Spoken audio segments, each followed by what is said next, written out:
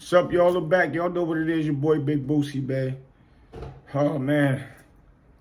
It's crazy out there. You already know. We just did the last real quick episode, so I'm coming back with another one. We did the China Brim with the, I guess they calling it clout chasing. I don't know, clout chasing or a story of Jim Jones put his hands on him. Him and Rowdy Rebel jumped him or something. I'm still waiting to hear the outcome of it. A lot of people saying it's cap. I had to do a quick touch up on it because I talked to gym management and all that. And not only that, I already knew Jim was in Portsmouth. And I ain't even gonna lie, I kind of forgot because I was supposed to go with my brother J1 and all them with the boys over there from North Carolina, shoot over to VA real quick. But I ain't have time to do so. But I'm like, Jim is not even in Florida nowhere, wherever this supposed to took place at. So yeah, y'all go and check that out. It's up there on one of my lives.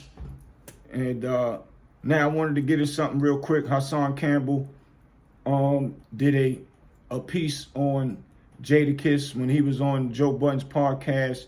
And, you know, he had his father up there speaking of things of how he grew up in private school. And, you know, basically, you know, basically saying, Hassan is saying that Jadakiss is up there with his father explaining how he was in private school. Plus, Jadakiss grew up in a two-parent household. That was good and fortunate. I grew up in a two-parent household, which is good and fortunate. But I still was in the hood. Jadakiss was still in the hood. I went to a good school, which I was just talking with my little bro, Bose, East Coast Bose. Y'all be seeing him out there all over the airwaves promoting his music. Just one of my great friends. And we were speaking how we still grew up in good households, but we lived in the hood. Jadakiss stated that, but I still lived in the hood. So Hassan's take on it was Jadakiss records of what he speak is about street stuff, you know, promoting crazy messages to our kids from the music. And he said he liked Jadakiss. He said, yeah, I rocks with Jadakiss. I love Jadakiss music.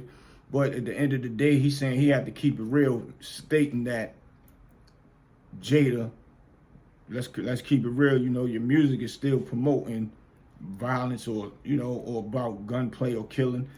And I beg to differ on that one.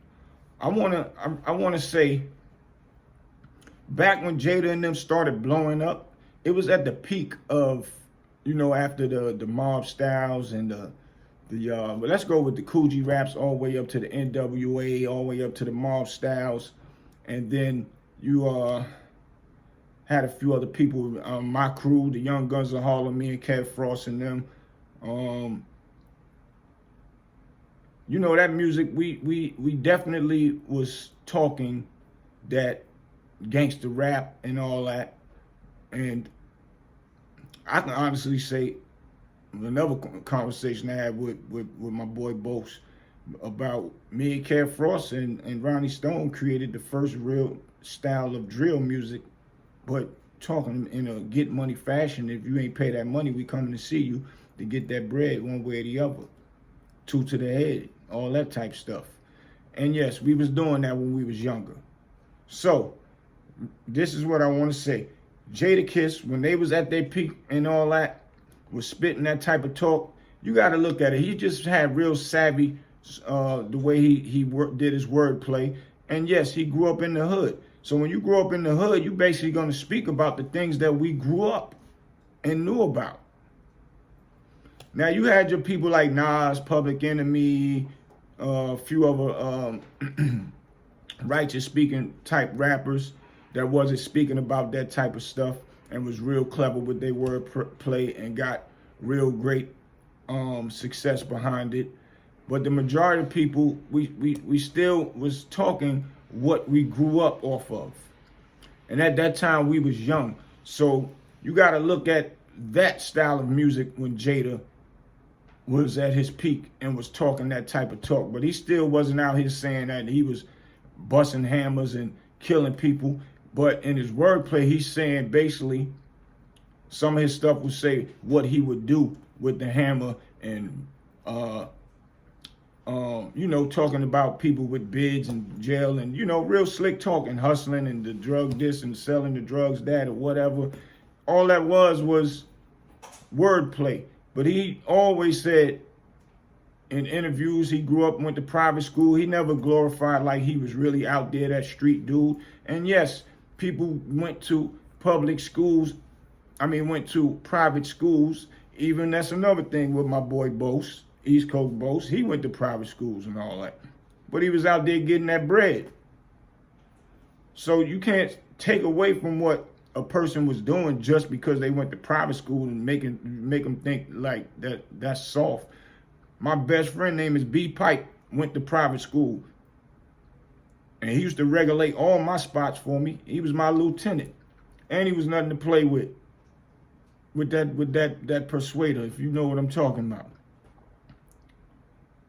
So don't get it twisted about private school. And B Pipe parents, he was a spoiled kid, only child. Grandmama, gangster mama, work every day. Grandma worked hard, retire at home. He can get whatever he wanted. But when we go outside, we don't do what our parents wanted us to do. We did what we wanted to do. So, you know, I get it. Hassan do these reaction things and all that. I get it. But the end of the day, we all grew up in the hood. It doesn't matter what kind of school you went to, how our parents had us living good. And to our parents, they probably wanted greater and better. But they worked every day and made sure that we were straight and get the newest sneakers and all that. Some people could get them on time. Some people get them a little bit later. But, you know, we got things.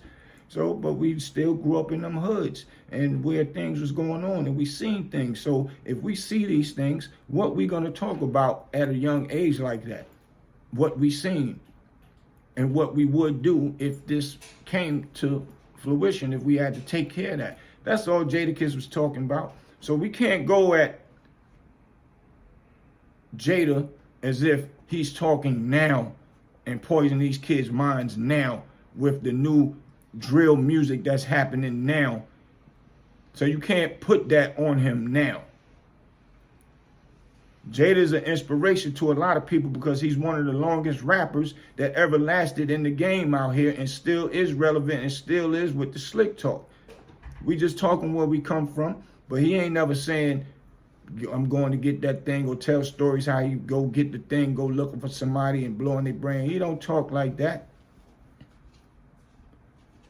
So we can't poison the fan base and make them think or point a finger at Jadakiss as if that's what he's promoting and preaching now. And this is the thing that I say about a lot of podcasters, you know, and even Hassan said it himself. When I talk that righteous talk or that positive talk, YouTube play with my numbers. And I agree with Hassan on this one. It's like YouTube want us to preach that negative stuff. So we preach the good stuff. Our numbers are slow. I just proved that 2-3 days ago with an episode I did with AZ and Cameron. And I went and voiced my opinion. Now that got numbers. Now when I did something positive about police stuff or probation officers trying to keep us locked down, when I think it's some type of it should be some type of law against it, my numbers don't really do nothing. That's crazy. So I agree with what Hassan said about that. So he said he started doing celebrity gossip, and now, you know, and to him it's celebrity gossip, but you are doing celebrity downplaying and talk down about celebrities and all that. And those is going to do numbers because our culture, we want to hear something negative about somebody. So you're going to do numbers regardless. YouTube probably hold back some of your numbers on that. You probably would do way more than that if YouTube probably wasn't holding back. So we don't know. Like YouTube, y'all got to stop that and let us live. I don't know what kind of system y'all got going on up there, and I guess control it so we don't get y'all don't have to pay as much money as y'all paying, and it's bad enough we got to do a certain amount of numbers just to even see a dollar. But to get back to what I'm saying, he said he started doing celebrity gossip, and now his numbers went up. He said he figured out a slick way to try to do it and bring a positive message into it. And let's keep it 1,000. A lot of the stuff that Haas be saying, some of it be some positive teachings. When I first started watching Hassan's channel, when he came, out of nowhere and started sweeping YouTube, I was like, yo, homie official. I like what he talking about. Until, the celebrity stuff, gossip starting downplaying people. I really ain't one of them type of people that want to hear a person downplay a person. But since I'm into this YouTube world, I do listen to podcasts, see what they talking about, see what's going on. But at the end of the day, we can't make no picture at Jadakiss as if he did something wrong and is out here, making the youth believe something that he never lived or never was, or making the youth think that it's cool to do these gangster movements out in the street. Jada don't do that. Jada really is a good dude in real life. And I watched him. I got a quick story with Jada when him and Mason was in their prime and they was doing promo tours, and they was in Charlotte one time at this, I think it was Tower Records, some record store. And Mace's brother, the one I talked about, a few weeks ago, name is Mike. Me and Mike was always in tune. And he was like, I'm down with Mace, man. We in Charlotte. We at this record store. I'm like, all right, I'm going to come through. So I came through, seen Mike. He came outside and pulled me in because there was a long line of fans out there. Mace and all them sitting at a table. Mace, Jadakiss, and Styles P and Sheik. They was signing autographs, and Mike pulled me in. And, Mace seen me and shook his head like, what's up? And Jadakiss, some dudes came in, and Jadakiss stood up from the table and was like, yo, what's up? And he's like, nah, let them in. Let them in. That was my first whiff of Jadakiss. And seeing his character. I still didn't know a lot about him, but that one little move right there kind of showed me his character. It takes you one time to kind of judge a person with certain things. And, when a person start reaching stardom early, they get a little funny and, forget where they come from and all that. And I seen him. He stood up from the table and made sure his boys got up in there. Let them in to the security. So that was just one thing. There's just a few other things being around Jada I've seen and noticed, and always heard people always speak highly of him. He never changed his character as a person because he's a big dog. And probably, Jada should be way bigger than what he is, to be honest. But sometimes when you are such a good person, you got to do a lot of other incredible bullcrap things to get to the next level in this music game. And, I guess he won't change his morals for nothing. But by the grace of God, and this ain't even by the grace of God why his career is still rolling. He's still rolling because lyrically he's nice. And he make it fun to want to hear when he rocking. So that's why he's still here and relevant. But he don't be out here preaching nothing to the kids. And y'all know I'm a big advocate about that when it comes to these kids and people saying stuff to make these kids think that it's cool to be out there throwing bricks at the penitentiary, man. So that's my opinion on this situation with what Hassan just said about Jada. And he still gave it up to Jada, so this ain't no throwing no punches at Haas. He has his right to his own opinion about certain things. And that or this situation could be a debatable situation if we really think that Hassan is correct or what I'm saying is correct. Y'all leave y'all thoughts and y'all opinions also down in the comments and let me know how y'all feel about this situation, because I don't agree to that one. Not at all. So y'all hit that like button, hit the subscribe button, and thanks to everybody that been donating. Y'all can hit me up at $, The Real Big Boosie. It's BOOTSIE. Y'all can hit me on my Instagram at The Real Big Boosie, Bootsie. Same thing. So, yep, peace. Make sure y'all go check out my movie on Tubi, A Polished Soul, written by my bro Mike Anderson. And y'all get ready, man. We having the biggest BBS boys bash down here in North Carolina, Raleigh-Durham. This is New York, North Carolina day we putting together for that weekend. The who's hot, who's not coming back around. I'm trying to find me, I want to give an artist, I want to find me a hot artist and give them a chance to be on the soundtrack of the new movie, Wrong Number, starring the homie at 5 Mics. Y'all go check him out up there. He did a phenomenal job with his acting skills. And the hot soundtrack is coming. I got Jada Kiss. Excuse me. This is a Jadakiss thing, man. But y'all excuse me. I got Jim Jones. I got Dave East. I got Votto. I got DJ Luke Nasty. I got Pastor Troy. But I'm bringing Pastor Troy back through, man, with my bro, man. With my boy Nino Cahoots Brick Squad, man. We moving. We making noise. But I want to see everybody down there for the BBS Boys May the 3rd, May the 4th. May the 3rd for the BBS Boy Classic Car Show. And then after that, we celebrating New York and North Carolina Day, partying together all up under one roof, man. It's time New York, North Carolina come together thanks to the BBS Boys. And not saying New York and North Carolina separated, because a lot of New Yorkers are down here with a lot of North Carolinas, and we got love for them like brothers as if we all grew up together. That's a fact. But we want to bring the unity more tighter, man, so we could push it back out to the world. That's what it's all about. And then May 4th for the grand finale, we doing the Who's Hot, Who's Not at Club Aroma. So all y'all hot artists, y'all hit up at Q the Manager, QUE the Manager on Instagram, and y'all book.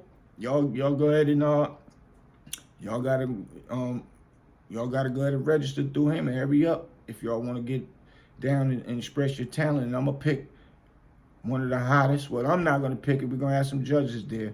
So I should say we're gonna pick the hottest artists we think did good, hot song, and even with, you know, their stage presence, everything. Because the soundtrack gonna go crazy. And once it blow up, y'all get a chance to be somewhere performing, actually probably getting paid. So I'm picking. So we picking the next hot artist, who's hot and who's not. So y'all go ahead and get ready, man. May 4th at Club Aroma. May 3rd, the big classic car show with all the fly toys that are classics that everybody know about. And right after that, May the 3rd, we going to Terminal 8 in Raleigh. Terminal 8 Lounge, and have the big after party, man. So y'all better get them booths too and hit up Q the Manager, QUE the Manager on his Instagram, and get your booths. Reserve your booths early. Don't come calling me to the door and all that stuff. I'm not gonna have time for it because I'm gonna be busy. I'm telling y'all now, we've been promoting it for a month. So yeah, everybody like to get their booths and all that at the last minute. So don't say that I didn't say it. I have to rewind this back and show y'all. Your boy Big Boosie. I'll see y'all in a minute, man. Y'all good and get ready and, you know, be prepared for greatness, because we're about to make history with the BBS Boys, man. New York, North Carolina Day, we rocking and rolling. Let's go.